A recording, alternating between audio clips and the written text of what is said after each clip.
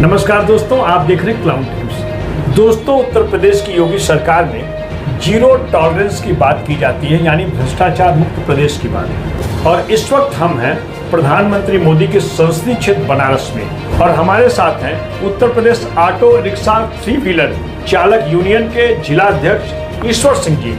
ईश्वर सिंह जी, हम जानना चाहेंगे कि बनारस में विभिन्न क्षेत्रों में जो टेम्पो स्टैंड बनाए गए हैं, जिसका बहुत लंबा चौड़ा ठेका कोई संजय सिंह ने लिया है।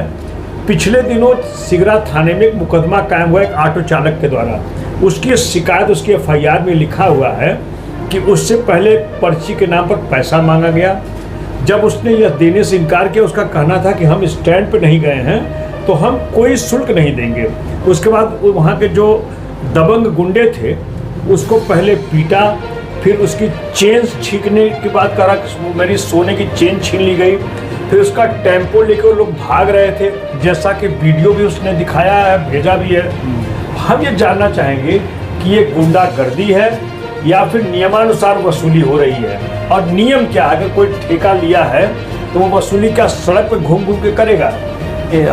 इसके बारे में जो हम बता दें आपको, जो टेंडर होता है नगर निगम का, उसमें बाकायदे एक बायलॉज उसका बनता है, और उसमें एक जैसे हर स्टैंड का एक मापन होता है 8 बाई 100 फीट या 8 बाई, जैसे कि कैंट पे 4 जगह स्टैंड है, ऑटो स्टैंड है, चिन्हित स्टैंड है जिसके अंदर ऑटो खड़ा करने का, और बाकायदे उसका ये रहता है कि वहाँ पानी पीने की व्यवस्था रहे, स्टैंड का वो रहे, बैनर पोस्टर लगा रहे, और शुल्क उसका जो कितने रुपए हैं, जैसे कि 10 रुपये, 15 रुपये, 25 रुपये, वो चस्पा रहे, ताकि वहाँ ऑटो चालक जाके गाड़ी खड़ा कर सके, आराम कर सके और उसका वो शुल्क दे। तो जिस ऑटो चालक से अभी मारपीट की घटना और लूट की घटना, जैसा बता रहा कि मेरी चेन लूट ली गई और उसके टेम्पो को लूट के लेके भाग रहे, जैसा उसका कहना है, इस बारे में क्लाउड टाइम्स के और आम दर्शकों को ये बताइए कि ये पूरी घटना आपके संज्ञान में है कि नहीं, और उस मामले में क्या पूरे घटना का डिटेल है, वो व्यक्ति कौन है? ये बात हमें 9:30 बजे पता चलता है। अजीत कुमार जायसवाल हैं। किस तारीख की बात है? ये 3 तारीख की बात है। 3 तारीख का ये हुआ था घटना, और हमें 9 साढ़े 9 3 जून को, और हमें जानकारी मिलती है। फिर उसके बाद हम लोग जाते हैं। वहाँ पर जाने के बाद पता चलता है कि लोग विद्यापीठ चौकी पर हैं। चौकी पे जाने के बाद उनको अजीत जायसवाल जी का उनका ये कहना है कि भैया हम पैसा दे भी चुके थे, मेरे संग मारपीट होती है। मारपीट के अलावा उनका ये भी का नाम था कि मेरा सोने का सिकड़ी छीना मतलब मारपीट में छीना गया, या फिर वो कहते हैं छीना गया। तो हम यही कहते हैं कि भाई ठीक है आप लोग, तो मैं भी ऑटो अध्यक्ष हूँ, मैं हमेशा चाहता हूँ किसी को भी कि एक सामंजस्य बना के लोग चलते रहे। मगर जब वो ऐसी बात कहता है, और फिर वो मेरे ऊपर भी, जिसके ऊपर घटना घटता है, तो वो मेरे ऊपर सीधे चौकी इंचार्ज के सामने ये बात कहता है कि, मगर जब वो सिकड़ी की बात आती है तो सीधे वो कहता है वो कि आप अगर यूनियन हमें सोने की सिकड़ी दे दे तो हम चुप है। फिर उसके बाद हम लोग भाई जब ऐसी बात करा तो हम लोग हट जाते हैं। तब तक देखते हैं कि वहाँ के सचिव साहब मिश्रा जी आते हैं, उनसे बात होता है, तो वो कहते हैं आप लोग थाने आइए। थाने पे जाते हैं हम कहते हैं भैया अब हम इसमें अधिक नहीं कुछ कर सकते, क्योंकि जिसके संग घटना घटी है वो खुद था। तो हम बोले सर हम अधिक नहीं कुछ कर पाएंगे, हम यूनियन के अध्यक्ष हैं, क्योंकि हम लोग भी नहीं चाहते हैं कि एक तरीके से रोड पे कोई भी अभद्रता किसी के संग हो। आप भाई थाना अध्यक्ष जो आपको उचित लगे वो करिए, उसके बाद हम चले जाते हैं। नहीं, तो इस पे एफआईआर जो हुई है, आप डिफेंसिव मूड में क्यों हैं? आप सत्य बोलिए ना, उसके साथ अन्याय हुआ है कि नहीं हुआ है? देखिए अन्याय तो हुआ है, क्या एकदम सीधी सीधी बात है, अन्याय हुआ। और ये एक ऑटो चालक के संग नहीं, सबके संग होता है, हर जगह होता है। तो ये गुंडागर्दी किसके इशारे पे हो रहा है? पहले चीज ठेका किसका है? ठेका तो इस समय संजय सिंह जी का ठेका है। कितने का ठेका होगा? लगभग इस समय 60-70 लाख का ठेका होगा इस समय। जी, और वसूली जो कैंट पे हो रही वो कौन कर रहा है? वो क्या नाम उनका, गोविंद सोनकर के लोग करते हैं। कितने आदमी वो रखे हैं? देखिए उसमें आदमियों को कोई क्वांटिटी नहीं है, गिन नहीं पाते हम लोग, कम से कम 8-10 आदमी तो होंगे ही, 10 आदमी। जी, तो ये जो सारे 8-10 आदमी हैं, अगर स्टैंड पर कोई ऑटो जाता है तो वहाँ वो वसूली कर सकते हैं। इतना आदमी तो रखने की जरूरत नहीं है।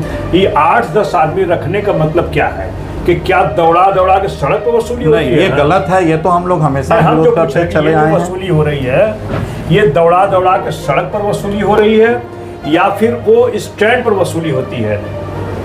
नहीं, ये तो गलत है। इसका हम लोगों ने हमेशा विरोध किया है। नगर आयुक्त साहब को लिखित हम लोगों ने ज्ञापन भी दिया है कि स्टैंड बनाया जाए और स्टैंड को जो मापन हो वहाँ पर वसूली हो, और हर जगह है, ये नहीं है। अब बात फंसती है हम लोगों की, तो हम लोग भी करेंगे क्या। अभी आप चले जाइए DLW चले जाइए, मरवाडी स्टेशन चले जाइए, कैंट स्टेशन के अंदर चले जाइए, सिटी स्टेशन चले जाइए, मुगल सराय अगर हम लोग की कोई साइड है तो वहाँ चले जाइए, या 8 नंबर मरुआ बनारस स्टेशन 8 नंबर चले जाइए।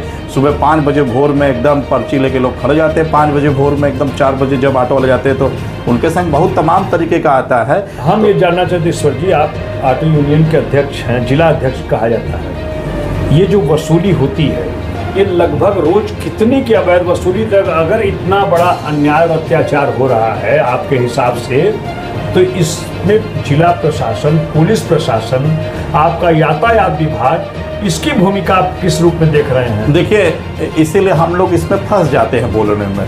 अवैध वसूली वो होती है जिसका कोई टेंडर न हो, मगर अवैध इस तरह भी कह सकते हैं कि जो अपने नियम और शर्तों को तोड़ के वसूली करे, वो भी अवैध वसूली में चला जाता है। कैंट स्टेशन के अंदर अभी आपने क्लाउन टाइम पर एक एक वीडियो देखा होगा आपने, जो वायरल हुआ है। वहां पर एक यादव कोई है, वो खुलेआम सभी ऑटो वालों से 20-20 रुपया लेते हैं।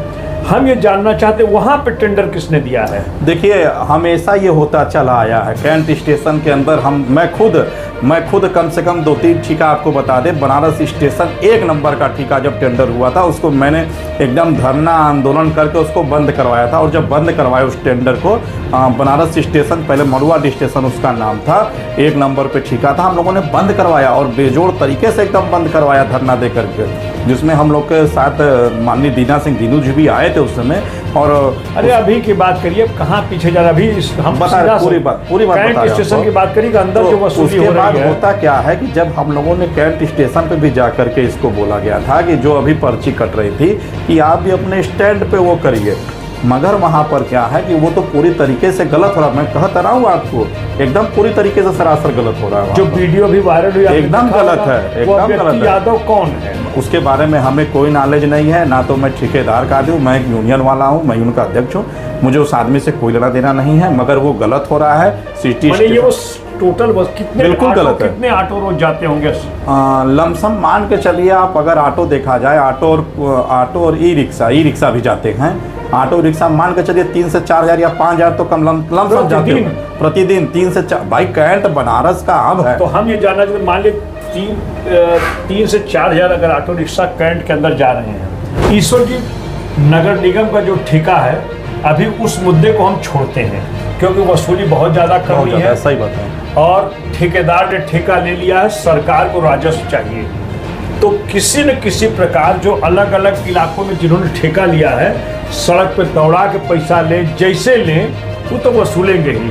हम कैंट स्टेशन के अंदर की बात करते हैं, अगर आपकी बात माने कि 3 या 4 हज़ार ऑटो प्रतिदिन ई रिक्शा अंदर जा रहे हैं, हम 3 हज़ार का एक आंकड़ा लेकर चलते हैं, तो प्रतिदिन ये वसूली 60,000 की हो रही है। बिल्कुल। यानी महीने में 18 लाख रुपए की ये अवैध वसूली है। बिल्कुल। ये 18 लाख की अवैध वसूली, आप यूनियन के जिला अध्यक्ष हैं, क्या ये दावे से आप कह रहे हैं कितनी 18 लाख की वसूली हो रही है? रात में जो होता है, रात में आप मैं मापन बता रहा हूँ, वाराणसी काशी जोन में 10,000 ई रिक्शा रजिस्टर्ड है, 10,000 ई रिक्शा रजिस्टर्ड है।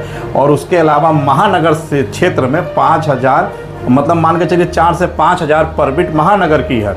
अब आप कैलकुलेट कर लीजिए। उसके अलावा जो रात में गाड़ियाँ रामनगर, राजा तालाब, मुगल सराय, बाबतपुर की तमाम गाड़ियाँ आती हैं, क्या वो पैसा नहीं देता है? वो भी देता है। मैं खुद भोर में गया हूं, अब भोर में 4 बजे 5 बजे भी 20 रुपए लेने आदमी चला। बिल्कुल, रात भर होता है। तो मैं ये तो मैं एकदम सही, यानी 18 लाख रुपए वसूली अगर महीने की हो रही है, तो ये तो GRP को भी पता होगा, वहाँ पे RPF को भी पता होगा, रेलवे सुरक्षा बल जो है, स्टेशन के जो डायरेक्टर हैं, जो वहाँ के प्रबंधक, उनको भी पता होगा।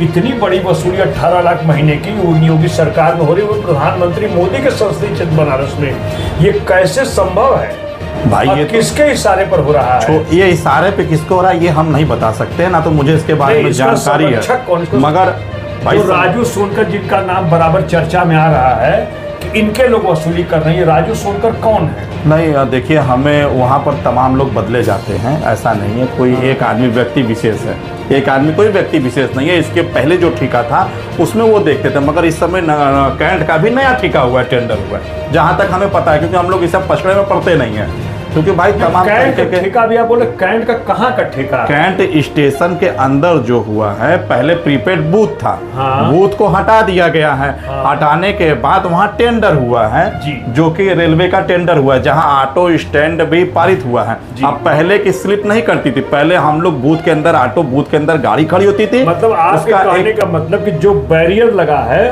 उसके अंदर स्टैंड है, स्टैंड है, माने वो उस स्टेशन के बाहर है? नहीं, स्टेशन के ठीक अंदर जो तिरंगा जहाँ लगा हुआ है, उसके पहले आप आएंगे तो देखेंगे एक मंदिर के बगल में ऑटो स्टैंड है जी, ठीक है। मगर जो आपके वीडियो में दिख रहा है, वो वीडियो में आपका दिख रहा है पोस्ट ऑफिस के पास का, और घड़ी के नीचे वो गलत है, ये गलत है, वो गलत है। मैं तो सीधे सीधे कर रहा हूँ, कैमरा कर रहा हूँ, वो गलत है। उसकी कोई रसीद किसी को नहीं दी जाती है, और रसीद भी नहीं दी जाती। और जो ये स्टैंड है, ये एकदम पिक एंड ड्रॉप का, अगर देखा जाए पूरे उत्तर प्रदेश या कहीं पर भी पूरे भारत में भी पिक एंड ड्रॉप का कोई पैसा नहीं लगता है। अगर कोई सवारी कहीं छोड़ने गया, छोड़ के आ रहा है, तो पिक एंड ड्रॉप का कहीं भी पैसा लगता है। हाँ, अगर वो सवारी ऑटो चालक गया और रुक कर सवारी की लालच में 10, 15, 20 मिनट, आधा घंटा खड़ा है, तो उसको पैसा देने का वो अधिकार है। मगर ये कहीं सवारी छोड़ कर कौन देगा भाई? हम कह रहे हैं पैसा कौन देगा?